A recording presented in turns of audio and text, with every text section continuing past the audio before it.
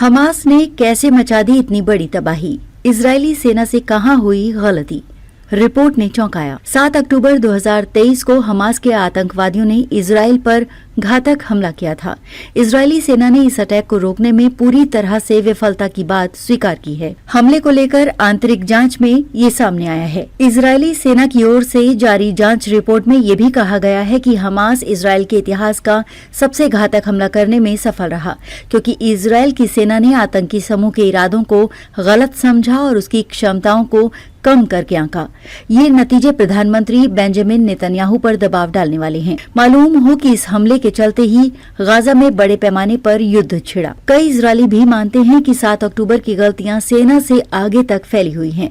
वो PM Netanyahu को उस रणनीति के लिए भी दोषी मानते हैं जिसे नियंत्रण बताया जाता रहा। रिपोर्ट के अनुसार इस रणनीति के चलते कतर को गाजा में नकदी भेजने की इजाजत दी गई। हमास के प्रतिद्वंदी व अंतर्राष्ट्रीय स्तर पर मान्यता प्राप्त फिलिस्तीनी प्राधिकरण को हाशिए पर डाला गया। हालांकि नेतन्याहू ने इसकी जिम्मेदारी नहीं ली है। उनका कहना है कि युद्ध के बाद ही कठिन सवालों का जवाब दिया जाएगा।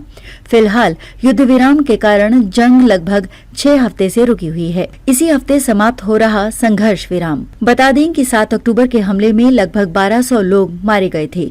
साथ ही गाजा में 251 लोगों को बंधक बनाया गया था। पीड़ित परिवारों सहित सार्वजनिक दबाव के बावजूद नेतन्याहू जांच आयोग के गठन की मांग को खारिज करते रहे हैं। इस बीच इजरायल संघर्ष विराम के तहत गाजा में एक रणनीतिक गलियारे से पीछे नहीं हटेगा।